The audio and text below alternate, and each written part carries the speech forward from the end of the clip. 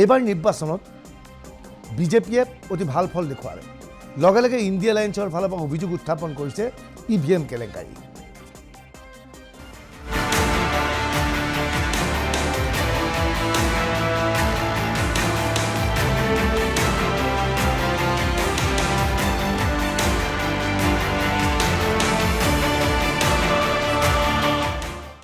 EVMৰ বাবে বিজেপি ভালকৈ জিকিল নেকি?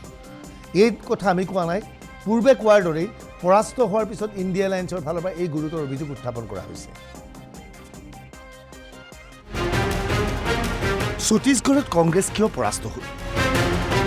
এক্সিট পলসমূহে ছত্তীশগড়ত কংগ্ৰেছৰ চৰকাৰ আহিব বুলি বাৰে বাৰে কোৱা স্বত্তেও শোচনীয়ভাৱে ছত্তীশগড়ত কংগ্ৰেছ আহিল। ৰাজস্থানত অনুৰূপ ঘটনাই সংঘটিত হ'ল। অশোক গেহলটৰ নেতৃত্বত চৰকাৰখনে যথেষ্ট কাম কৰাৰ পিছতো চৰকাৰৰ পতন ঘটিল। মধ্যপ্ৰদেশত শিৱৰাজ সিং চৌহানৰ নেতৃত্বাধীন বিজেপি চৰকাৰৰ বিৰুদ্ধে বিভিন্ন অভিযোগ থকা স্বত্তেও কংগ্ৰেছে পৰাস্ত কৰিব নোৱাৰিলে।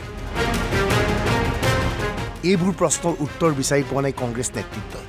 ইয়াৰ বিপৰীতে সমগ্ৰ বিষয়ক লৈ বিশ্লেষণ আৰম্ভ কৰি দিছে বিজেপিয়ে।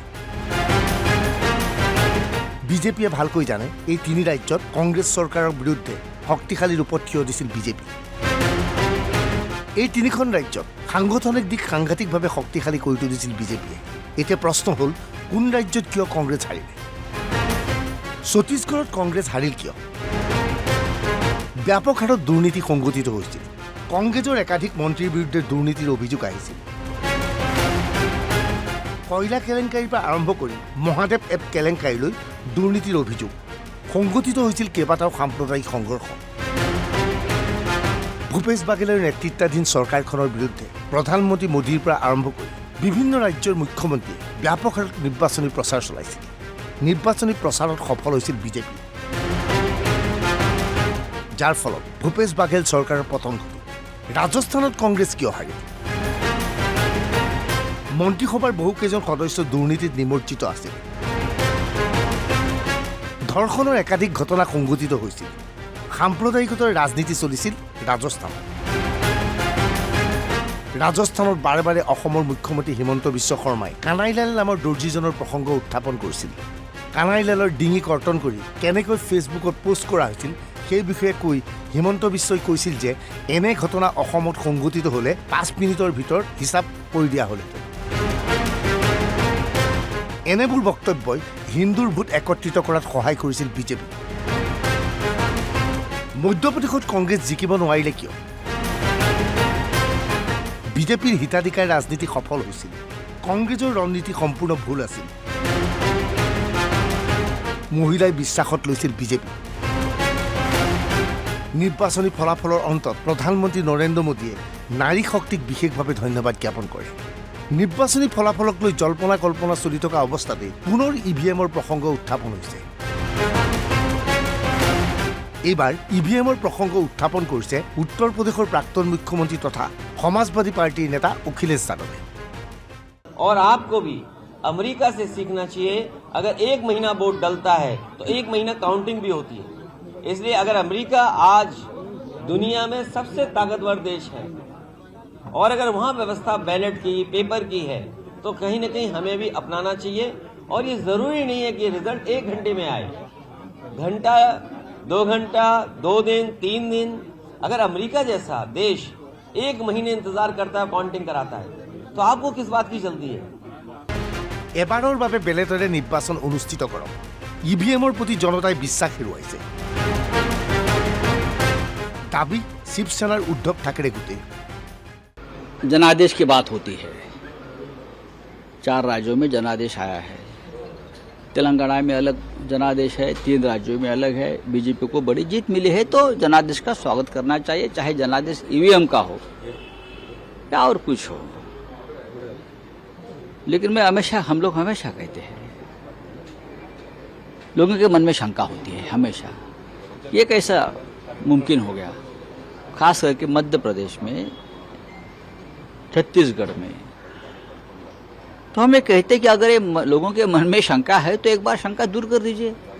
एक चुनाव आप बैलेट पेपर पर लीजिए ना, एक चुनाव से, और लोगों के मन में जो शंका है दूर कर लीजिए।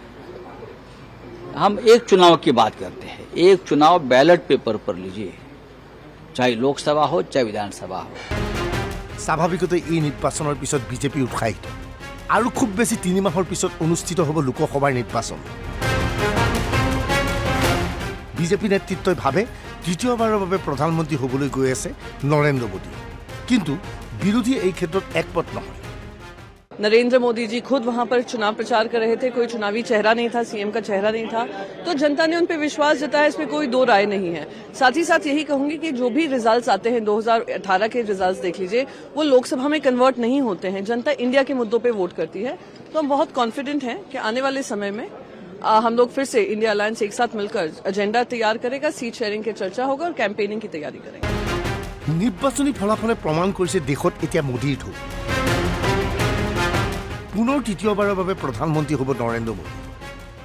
देश का मूड बहुत क्लियर हो गया है और मोदी जी का नेतृत्व में सबको ये मालूम हो चुका है कि 2024 का चुनाव मोदी जी के नेतृत्व को ही पूरा लोग सपोर्ट करेंगे और फिर से वो तीसरी बार देश का प्रधानमंत्री बनेंगे। নিৰ্বাচনৰ ফলাফলৰ পিছত আশাহত হোৱা নাই কংগ্ৰেছ। কংগ্ৰেছৰ দাবী বিধানসভা আৰু লোকসভা পৃথক, লোকসভাত ফলাফল সম্পূৰ্ণ পৃথক হ'ব। चुनाव जीत गया हम बधाई देते हैं, लेकिन राज्य का चुनाव अलग है, केंद्र का चुनाव अलग है, लोकसभा का चुनाव अलग है। प्रधानमंत्री को ये मैं याद दिलाना चाहता हूँ, 2018 में हम लोग तीनों राज्य जीता था, मध्य प्रदेश, छत्तीसगढ़ और राजस्थान। उसके बावजूद वही लोग भाजपा मोदी जी दोबारा सत्ता में आ गया। 2003 में जो मध्य प्रदेश, छत्तीसगढ़, राजस्थान सारे हम हार गया था, लेकिन 4 में 6 महीना बाद हम लोग सत्ता में आए, यूपीए सत्ता में आया। तो विधानसभा के चुनाव के साथ लोकसभा का चुनाव का कोई संपर्क नहीं है। 5 साल पहले हम तीनों राज्य जीते थे, मध्य प्रदेश, राजस्थान और छत्तीसगढ़, और इसके बाद लोकसभा में कांग्रेस हार गई थी।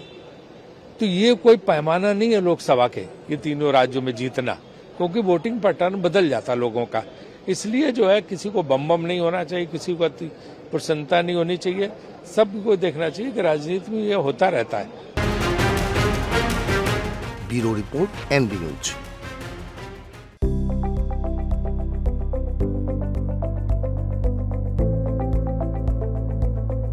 NB নিউজ, সহজ সৰল ভাষাত নৱভাৰতৰ কথা।